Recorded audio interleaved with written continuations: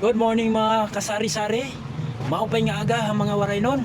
Share lang po namin yung aming experience. Ang aming naging experience sa mga kamay ng mga scammer. Itong mga scammer na ito ay isang pamilya.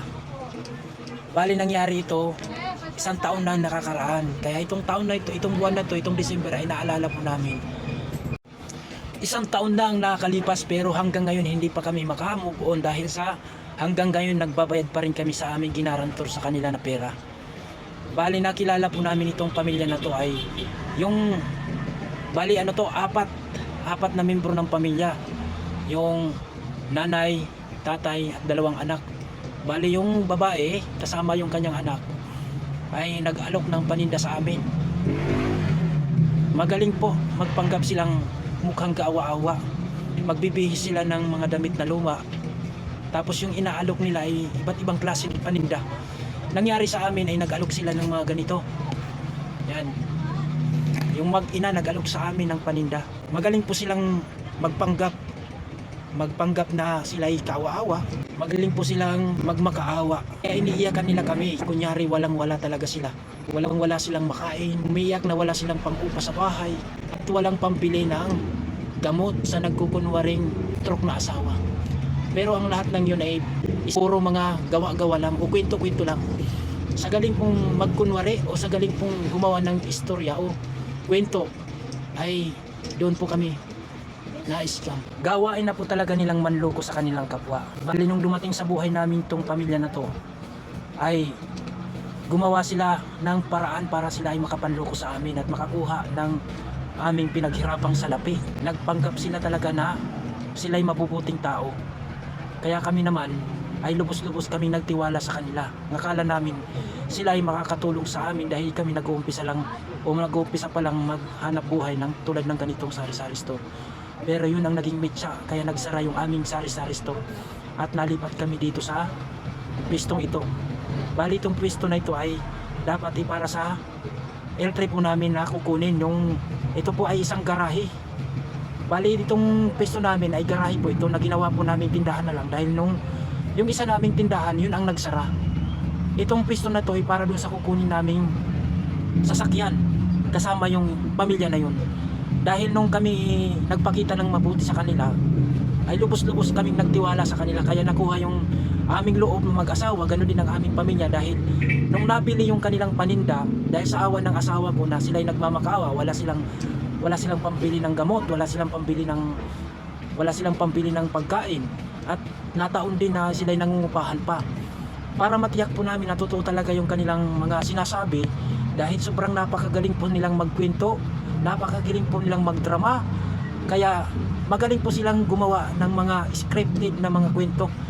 Pero ginawa po namin, pumunta kami sa bahay nila kung tiyak po talaga na kawawa yung kalagayan nila. Nakita naman po namin na sila ay nangungupahan at yung asawa niya ay nakahiga na lang dahil na-stroke. Pero lahat pala yun ay puro kwento na lang. Lahat yun ay puro gawa-gawa lang. Dahil gawain po talaga nilang manloko ng kapwa. Nakita rin po namin na talagang stroke nga ang kanyang asawa. Pero yung totoo hindi pala. Kumbaga kanila lang mga drama lahat ng yun. Kaya nung kami pumunta sa bahay nila, nakita naman po namin nangungupahan sila. At ang kanilang mga katawan, hindi mo naman masabing naghihirap talaga. Kasi maayos naman yung kanilang mga katawan. Para nga silang mga mukhang mayayaman. Na-conclude lang namin nung dumating yung nakarang December na lahat ng mga ginawa nila sa amin ay puro mga kwento lang, yung mga gawa-gawa lang. Kasi nung time na natulungan namin sila, nakakuha sila sa amin ng pera para makapuhunan sila ng kanilang mga paninda. Dahil yung mga paninda nila, yun ay pinakita ko sa inyo, yung ganito. At marami pa ito. Dahil dumating ito sa amin, sako-sako na yung binibigay sa amin. Dahil nung time na emergency, yung kanilang bahay daw ay isasanla. Doon na sila nakatira. Sasanla ng 25,000. Yung anak daw ng may-ari magpupunta ng abroad. Kailangan. Kaya nung dumating sila dito sa amin, maghahating gabi na. Kailangan daw nilang habulin na yung 25,000. Sayang naman daw sila nakatira. Kailangan nila habulin yung 25,000 para mapunta sa kanila yung sanla ng bahay. Dahil 18 months sayang din naman daw. Kasi kami naman babayaran naman daw niya hanggang Disyembre. Itong buwan na to, Disyembre. Bali isang taon na nung nakarang taon. Tiwala naman kami sa kanila na mali ano yun. September nila nakuha yung pera, babayaran nila kahit hulug-hulugan hanggang December. Dahil kumikita naman yung kanilang produkto, yung mga produkto na binibenta nila. So kami nagtiwala, gumawa kami ng mga permahan, pero sa bandang huli nalaman namin nung nakaraang December na lahat ng yun mga puro mga gawa-gawa lang. Kahit yung may-ari nung nakausap namin hindi pala totoo. Hindi pala totoo na ang kanyang anak ay mag-a-abroad. So kwento lang. Kaya nung nalaman namin to na gumawa sila ng kwento, wala na kaming magawa kasi naglayas na sila. Ito namang garahe na to, bali nakuha namin to para sana sa kukunin namin sasakyan. Kasi nataon na nagkaroon sila ng pera, silang magkakapatid magbibenta raw ng lupa sa Laguna. At yung yung pinagbintahan ng lupa, yun sana yung ibibili namin ng sasakyan. Pero naunahan kami na makuhaan kami ng pera dahil nung time na kami dinala nila sa Toyota, mga nag-ano pala yung proposal lang pala, hindi naman pala totoong fully paid. Yung pera nang gagamitin sana nila galing sa binintahan ng lupa, kasi dapat yung L3 na yon kami yung magbabayad. Pero dahil malaki na nga ang nakuha nilang pera sa pinagbintahan ng lupa, sila na ang magkakash ng sasakyan. Kumbaga kami magbabayad na lang sa kanila ng unti. Pero nung inaasahan naming darating na sasakyan ay parang wala palang totoong sasakyan na darating sa amin. Pero yung matindi doon ay naggarantor kami sa kanila ng pera sa isang kaibigan po namin na nagpapautang din sa amin. Sa masaklap na pangyayari, lahat ng yun puro panluloko lang sa amin. Nung nalaman po namin na lahat yun puro mga gawa lang, puro mga front lang nila, wala talagang mangyayaring ilalabas na pera pa. Dahil nung nalaman namin unti-unti, kinumpronta na namin sila. Pero nung gabi na nalaman namin, naglayas din sila, at hanggang ngayon hindi na namin nalaman kung saan sila nagpunta. Kaya kailangan po natin mag-ingat sa mga taong lalapit sa atin, lalo na sa mga ganitong may sari-sari store. Dahil hindi po natin alam yung mga taong lalapit sa atin, dahil sila ay nagkukunyaring tupa. Pero ang totoo, sila pala ay may mga masamang hangarin po sa atin. Sila pala ay mga scammer. Kasi nahulog din yung loob namin ng mga anak po namin ay dinadalhan nila ng pagkain na galing sa Jollibee. Bumibili sila ng mga pagkain at pinadadala dito sa amin. Bumibili sila ng mga seafoods na luto na, bumibili ng mga kakanin, nasa mahalagayan pa yon. Marami silang pinaabot na pagkain sa amin. Ang kwento niya ay yung pagkain na yun bilang pasasalamat sa amin dahil sa aming pagpapayo na mula sa kanilang hirap na kalagayan ay nakabangon sila dahil sa aming mga pagpapayo, dahil sa aming mga paggabay, at nanumbalik yung pagsasamahan nilang magkakapatid. Dahil nung time na sila ay nagmamakaawa sa amin, ang kwento sa amin ay tinakbol daw sila ng kanilang pamilya dahil sa kanilang pag-aasawa. Yung babae ang nagkikwento sa amin na maganda raw yung kalagayan ng kanyang mga magulang. Ang kanyang mga kapatid naman ay nakapagtapos ng pag-aaral. Isa rin siya sa mga naging kasangkapan daw para makapagtapos ang kanyang mga kapatid, at ang kanyang mga kapatid ay naging isang mga seaman. Bali 5 silang magkakapatid. Kaya sabi ko naman, kung hanggat naman nandyan ang kanyang mga kapatid at nabubuhay pa, hindi magkapatawaran, dahil yun lang naman ang tanging kailangan. Dahil sa nakakuha sila ng pera sa amin, biglang nagbago ang mundo nila. Kunya nagkaroon sila ng malaking halaga ng salapi, dahil nung time na sila'y napayuhan ko na para manumbalik yung kanilang pamilya at mapatawad sila sa kanilang nagawang kasalanan. Yun, nag-umpisa na gumanda ang buhay nila. Dahil yung kanyang palang pamilya, ang kanyang mga kapatid, sabi ng babae, magaganda rin ang buhay at may mga kanya-kanyang negosyo. Kaya kami naman nagpapasalamat din na napabago namin o naging kasangkapan kami para magbago ang buhay nila. Pero yun, lahat lang pala ng yun puro mga kwento lang at gawa-gawa lang.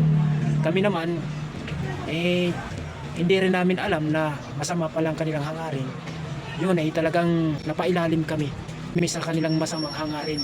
Kaya yung sasakyan na malaking halaga malaking halaga rin ang nawala sa amin dahil nung sila ay bibili daw ng sasakyan, kukuha rin sila ng sasakyan, isasabay na lang daw nila na nabilhan kami ng sasakyan para sa aming pangkabuhayan na sasakyan na L3. Sila na raw ang magbabayad ng cash through BDO.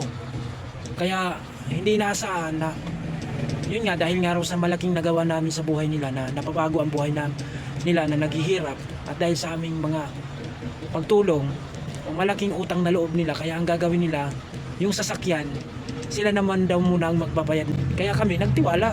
So pang emergency, dahil wala silang cash, humingi sila ng pera sa amin ng mahigit 100 na cash, o sabihin na natin 150 bukod pa dun sa mga nakuha nilang pera sa amin.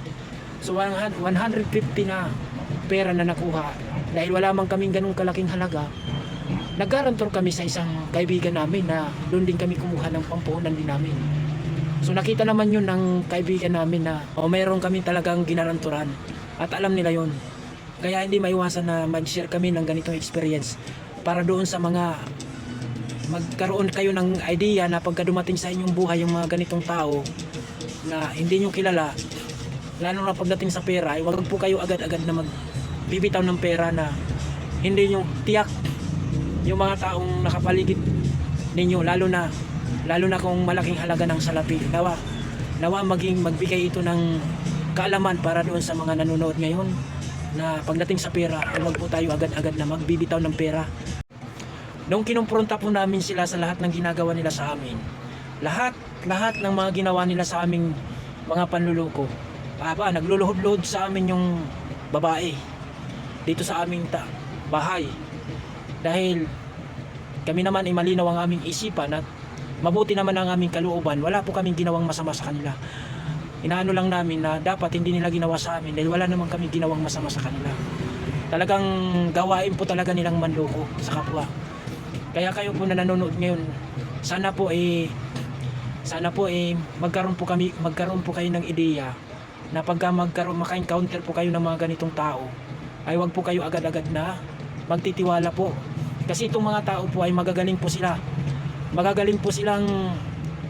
gumawa ng mga kwento para lalo na kung mabuti ang iyong puso, lalo na kung mabuti ang iyong kalooban. Kasi sa totoo yan, bago po kami makuhaan ng salapi, ay talagang kinuha muna nila ang loob namin.